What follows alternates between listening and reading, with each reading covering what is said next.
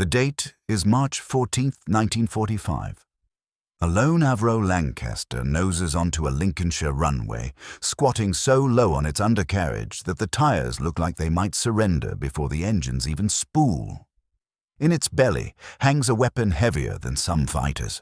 22,000 pounds of forged steel and torpex, a single bomb that 5 American B-17s together could not lift, much less deliver to one point on Earth. The pilot, squadron leader C.C. Calder, knows he is not just ferrying ordnance. He is carrying an argument, Britain's argument, that sometimes one sledgehammer blow beats a handful of stones, however many hands throw them.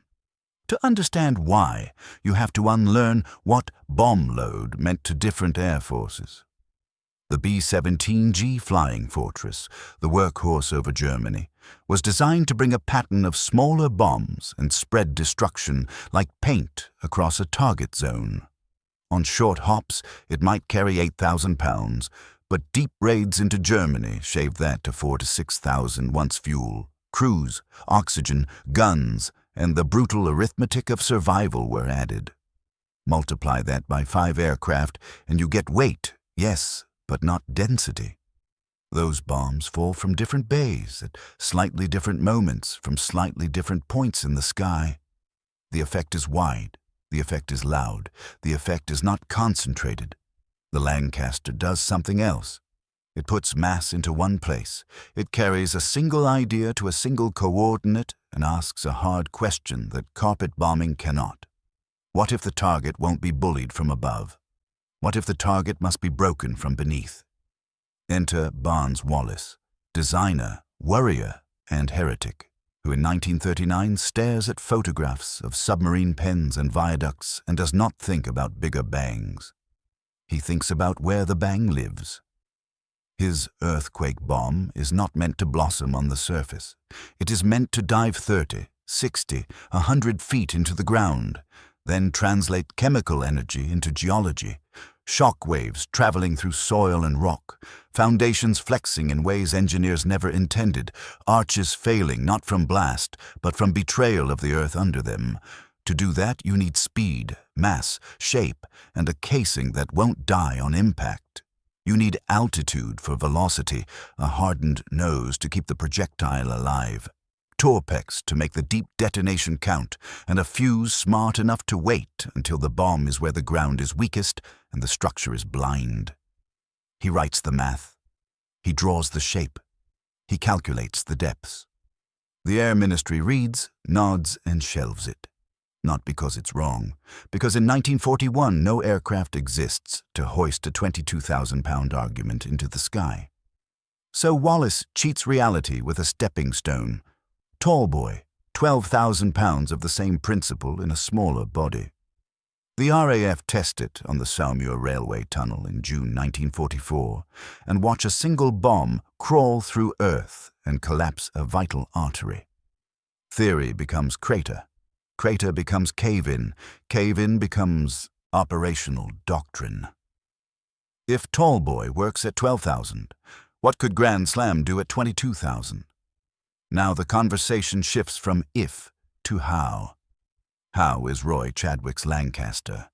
It is not the fastest, not the most bristling with guns, not the most comfortable for a man to spend 8 hours freezing in. What it has is a bomb bay that swallows ideas for breakfast, 33 feet long, uninterrupted by the kind of central structural beam that divides a B-17's belly into 2 tidy, limiting rooms. The Lancaster's bay runs like an open throat from behind the cockpit to well aft of the wing. Engineers build doors that can be swapped for bulged fairings. They design the fuselage with stout longerons and load paths that distribute the insult of weight across the airframe instead of asking one spar to be a hero. They bolt on four-Merlin engines and accept that maximum takeoff weight will be a phrase they break by habit. When Grand Slam finally arrives, they strip the mid-upper turret to save drag and pounds, pull armor where they dare, and accept a climb so anemic the aircraft looks like it's willing itself skyward by faith. Why not just modify a B-17 to do the same? Because its DNA won't let it. The fortress is built around a mission: high altitude, daylight, formation bombing with defensive firepower and a divided bomb bay perfect for racks upon racks of 500s and 1000s. That center beam is not a mistake. It is a backbone. Remove it, and you remove the airplane. Even if you could fit the length of a 26-foot Grand Slam, you could not reconcile the weight with the fuel required to go far and return. The B-17 is a violin played by a full orchestra. Many hands, many notes, a swell of sound designed to cover a district. The Lancaster with Grand Slam is a single drum hit that shakes the floorboards. By early 1945, the target that proves the point is a stone rib cage across a German valley.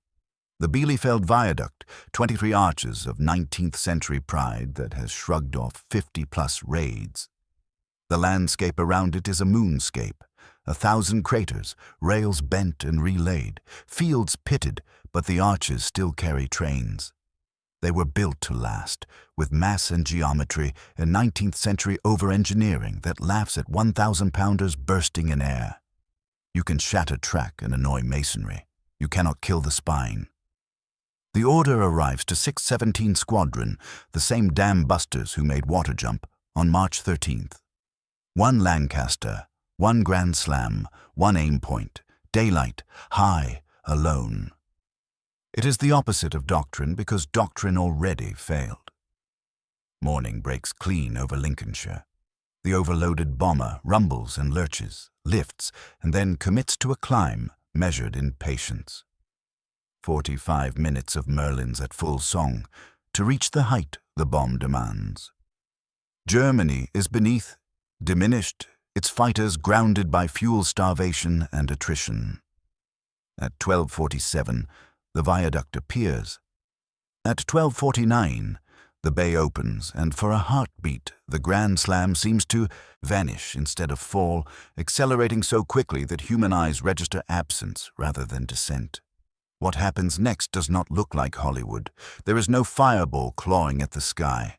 There is a thump you feel more than hear, a roll underfoot like a giant turning in sleep. The arches sag, then break, as if the ground forgot what support means. 2 fall immediately, more follow. A 200-foot section disappears in a slow, disbelieving collapse. The river valley inhales and exhales once, and then there is only dust and silence and, in London and Lincolnshire, and every briefing room that argued about theory, the flicker of a lesson earned. If you peel back the ground, you'd see the physics that make the miracle. A teardrop of steel with a hardened nose, falling fast enough, near the speed of sound, to act like a meteor. Momentum is the first weapon, torpex is the second. The bomb burrows 90 to 100 feet, then detonates where air cannot waste its energy. Air is a cushion. Earth is a fist. In soil and rock, shock waves do not bloom and fade. They run and shove. A surface blast blows masonry outward and upward. A buried blast ripples ground, lifts, drops, shears, and hollows. It creates a cavern that collapses a moment later, a second insult that pulls foundations away from what they were built to hold. Arches are perfect at bearing vertical loads from above. They are brittle when the floor beneath them moves like water. Now zoom back out to the doctrinal fork in the road that got us here. The American answer to strategic bombing is massed formation, volume, persistence, redundancy. Hundreds of crews, thousands of bombs, a map covered by a broad brush until the target, somewhere inside the circle, gives. It works on factory districts, marshalling yards, city centers. It struggles on the singular and the hardened. The British answer evolves toward specialization as the war matures. Bespoke weapons for bespoke problems. Fewer aircraft for certain missions, each one risked in exchange for the right kind of effect. One method costs lives in the multiplicative way of armadas. The other costs lives in the concentrated way of single-ship bets. In early 1945, with Luftwaffe teeth pulled and flak belts thinned, Britain can finally afford to make those bets. Grand Slam is not cheap. Each one costs like a small house, but count costs honestly. The Bielefeld archers took 54 raids to not fall, and every sortie is fuel, laves, and time. One bomb, one pass, one collapse is not extravagance. It is economy. It is also persuasion. When post-war survey teams trudge across Germany with clipboards, they find the quiet signature of earthquake bombs etched under viaducts and pens and tunnels. The idea is portable. The proof is portable.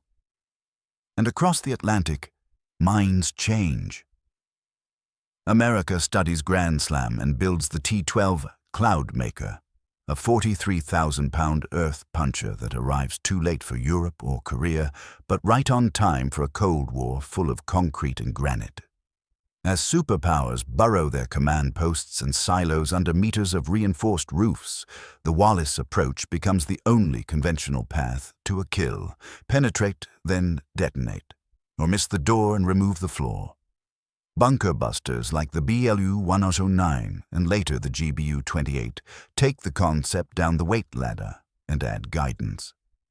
The GBU-57 massive ordnance penetrator pushes it back up to 30,000 pounds and asks very modern questions of very old rocks. Each of these weapons is a child of that Lincolnshire takeoff. Even bomber design tastes the lesson. Britain's Avro Vulcan will carry few guns and much payload, less a gun platform than a delivery promise. The real armor is altitude, speed, and the right bay. The strategist's lesson is simpler and bigger. If you know what the target is, bring the right tool, not more of the wrong one, not louder, not brighter. Right. None of this makes the B-17 a failure. It is a triumph of its doctrine, a fortress that survived long enough and often enough for its crews to return and fly again. But its split belly and mission assumptions boxed it into a class of targets the Lancaster chose to step out of. The British heavy wasn't better at the American job. It was built for a different job, and when that job arrived, bridges that shrugged, pens that sneered, tunnels that hid. Nothing else in Allied service could do it. Back on March 14th, the Lancaster banks away while the valley settles. The crew breathes again. The Merlins drone. The gear will groan on landing. The tires will whisper their relief, and ground crews will walk under the emptied bay and run their hands along the bulged doors like sailors patting a ship's keel.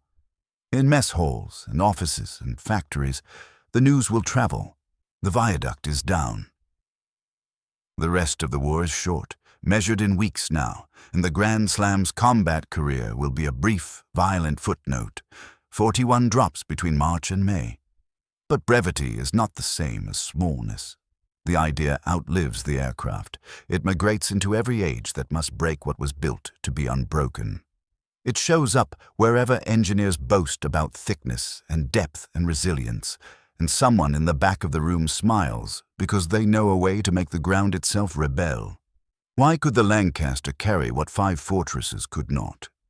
Because it was conceived to solve a problem they could only circle, because its bay was a promise, because its structure could shoulder a single colossal truth to altitude, and because a nation that could not afford to waste strength decided for once to spend it all on the right blow. In the end, that's the difference. 5 hands throwing gravel at history, or 1 hand gripping a hammer and choosing the precise brick that holds the wall together. When it mattered most, Britain brought the hammer, and the wall came down.